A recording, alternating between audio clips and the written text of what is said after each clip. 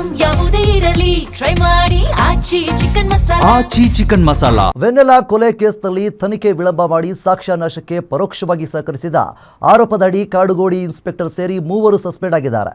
ಮರಣೋತ್ತರ ಪರೀಕ್ಷೆ ವರದಿ ಬಂದಿದ್ದರೂ ಕಣ್ಮುಚ್ಚಿ ಕೂತಿದ್ದ ಖಾಕಿ ಅಧಿಕಾರಿಗಳಿಗೆ ಕಮಿಷನರ್ ಸಸ್ಪೆಂಡ್ ಶಾಕ್ ನೀಡಿದ್ದಾರೆ. ಆ ಕುರಿತು ಕಂಪ್ಲೀಟ್ ರಿಪೋರ್ಟ್ ಇಲ್ಲಿದೆ ನೋಡಿ. ವೆನ್ನೆಲಾ ಕೊಲೆ ಕೇಸ್ನಲ್ಲಿ ಪೊಲೀಸರಿಂದ ಕರ್ತವ್ಯ ಲೋಪ. ಕಾಡುಗೋಡಿ ಠಾಣೆ ಇನ್ಸ್ಪೆಕ್ಟರ್ ಸೇರಿ 3 ಸಸ್ಪೆಂಡ್.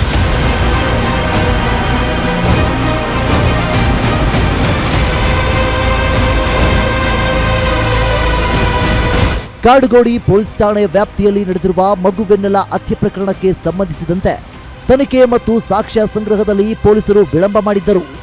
ಆರೋಪಿಗಳು ಸಾಕ್ಷಿ ನಾಶಪಡಿಸಲು ಪೊಲೀಸರೇ ಪರೋಕ್ಷವಾಗಿ ಸಹಕರಿಸಿದರೆ ಎಂಬ ಆಯಾಮದಲ್ಲಿ ಗ್ಯಾರಂಟಿ ನ್ಯೂಸ್ ಎಳೆಯಾಗಿ ಸುದ್ದಿ ಬಿತ್ತರಿಸಿತ್ತು. ಇದರ ಬೆನ್ನಲ್ಲೇ ತಲೆಮರೆಸಿಕೊಂಡಿದ್ದ ಪಾಪಿ ತಾಯಿ ಪ್ರಿಯಾಂಕಳನ್ನ ಪೊಲೀಸರು ಬಂಧಿಸಿದ್ದಾರೆ. ಆದರೆ ಆರೋಪಿಗಳನ್ನು ಬಂಧಿಸಿದ ಪೊಲೀಸರಿಗೆ ಈಗ ಶ್ಲಾಘನೆ ಬದಲಿಗೆ ಸಸ್ಪೆಂಡ್ ಎಂಬ ಶಿಕ್ಷೆ ವಿಧಿಸಲಾಗಿದೆ. ಘಟನೆ ನಡೆದಿದ್ದು ಅದರಲ್ಲಿ ಮಗುದು ಡೆತ್ ಆಗಿತ್ತು.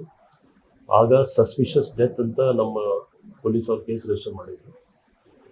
ತದನಂತರ 4 ಜೂನ್ಗೆ ಮರ್ಡರ್ ಕೇಸ್ ರಿಜಿಸ್ಟರ್ ಆಗಿದೆ. ಈ ಎಲ್ಲ ಪ್ರಕರಣದಲ್ಲಿ ಇನ್ವೆಸ್ಟಿಗೇಷನ್ ಕೆಲವು ಲ್ಯಾಪ್ಸಸ್ ಕಂಡು ಬರ್ತಾ ಇದೆ. ನಮ್ಮ ಸೀನಿಯರ್ ಆಫೀಸರ್ಸ್ ಅವ್ರದ್ದು ರಿಪೋರ್ಟ್ ಪ್ರಕಾರ ಆ ನಿಟ್ಟಿನಲ್ಲಿ 3 ಜನ ಆಫೀಸರ್ಸ್, ಒಬ್ಬ ಇನ್ಸ್ಪೆಕ್ಟರ್, ಒಬ್ಬ ಸಬ್ ಇನ್ಸ್ಪೆಕ್ಟರ್ ಮತ್ತು ಇನ್ನೊಬ್ಬ ಕಾನ್ಸ್ಟೇಬಲ್ ಅವ್ರಿಗೆ ಸದ್ಯಕ್ಕೆ ಸಸ್ಪೆನ್ಷನ್ ಇಟ್ಕೊಂಡು.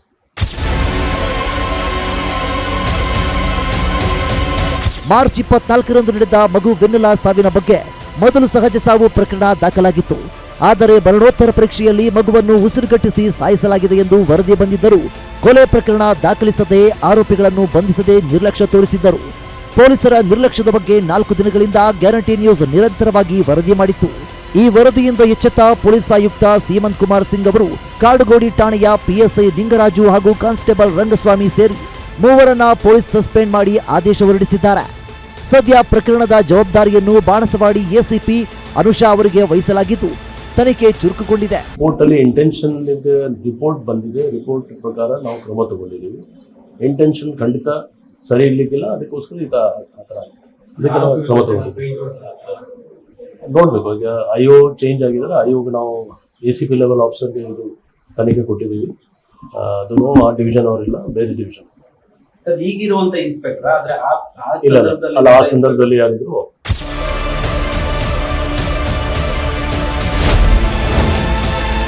ವಿಚಾರಣೆ ವೇಳೆ ಬಯಲಾಯಿತು ಪ್ರಿಯಾಂಕಳ ಅಸಲಿ ಮುಖ. ಮಗಳು ಸತ್ತರೂ ಸಾಕ್ಷ್ಯ ನಾಶಕ್ಕೆ ಸಾಥ್ ಕೊಟ್ಲು ಪ್ರಳಯಾಂತಕಿ. ಇನ್ನು ತನಿಖೆ ವೇಳೆ ಒಂದೊಂದೇ ಬೆಚ್ಚಿ ಬೀಳಿಸುವ ವಿಚಾರಗಳು ಬಯಲಾಗುತ್ತಿವೆ. ಕೊಲೆ ನಡೆದ ದಿನ ಬೆಳಗ್ಗೆ ಮಗುವಿಗಾಗಿಯೇ ತಾಯಿ ಪ್ರಿಯಾಂಕಾ ತನ್ನ ಪ್ರಿಯಕರ ಮೋಹನ್ ಜೊತೆ ಜಗಳ ಮಾಡಿದ್ದಳಂತೆ. ಮಗಳನ್ನ ಬೋರ್ಡಿಂಗ್ ಸ್ಕೂಲ್ಗೆ ಸೇರಿಸಬೇಕು, ಆಕೆಯ ಭವಿಷ್ಯ ಚೆನ್ನಾಗಿರಬೇಕು ಎಂದು ಜಗಳ ಆಡಿದ್ದ ತಾಯಿ ಅದೇ ದಿನ ಸಂಜೆ ಪ್ರಿಯಕರ ಮೋಹನ್ ಕಾರಿನಲ್ಲಿ ಮಗಳನ್ನ ಕೊಲೆ ಮಾಡಿದಾಗ ಸಾಕ್ಷಿ ನಾಶಕ್ಕೆ ಸಹಕಾರ ನೀಡಿದ್ದು ತನಿಖೆ ವೇಳೆ ಗೊತ್ತಾಗಿದೆ. ಸದ್ಯ ಪೊಲೀಸರ ಕಸ್ಟಡಿಯಲ್ಲಿದ್ದರೂ ತಾಯಿ ಪ್ರಿಯಾಂಕಾ ನಾನು ಕೊಲೆ ಮಾಡಿಲ್ಲ, ಮಗು ಮಲಗಿದ್ದಾಗಲೇ ಸತ್ತಿದೆ ಎಂದು ನಾಟಕವಾಡುತ್ತಿದ್ದಾಳೆ. ಮತ್ತೊಂದೆಡೆ ಮಗುವಿನ ತಂದೆ ಪ್ರವೀಣ್ ಏಪ್ರಿಲ್ ಮತ್ತು ಮೇ ತಿಂಗಳಲ್ಲಿ ಡಿಸಿಪಿ ಸೈದುಲ್ಲಾ ಅಡಾವತ್ ಹಾಗೂ ಎಸಿಪಿ ರೀನಾ ಸುವರ್ಣ ಕಚೇರಿಗೆ ಅಲೆದಾಡಿ ದೂರು ನೀಡಿದ್ದರು. ಹಿರಿಯ ಅಧಿಕಾರಿಗಳು ನಿರ್ಲಕ್ಷ್ಯ ವಹಿಸಿದ್ದರು. ಆದರೆ ಸದ್ಯ ಕೆಳಹಂತದ ಅಧಿಕಾರಿಗಳ ಮೇಲೆ ಮಾತ್ರ ಕ್ರಮ ಜರುಗಿಸಲಾಗಿದ್ದು ಹಿರಿಯ ಅಧಿಕಾರಿಗಳ ಮೇಲೂ ಕಮಿಷನರ್ ಕ್ರಮ ಕೈಗೊಳ್ಳುತ್ತಾರಾ ಕಾದು ನೋಡಬೇಕಾಗಿದೆ.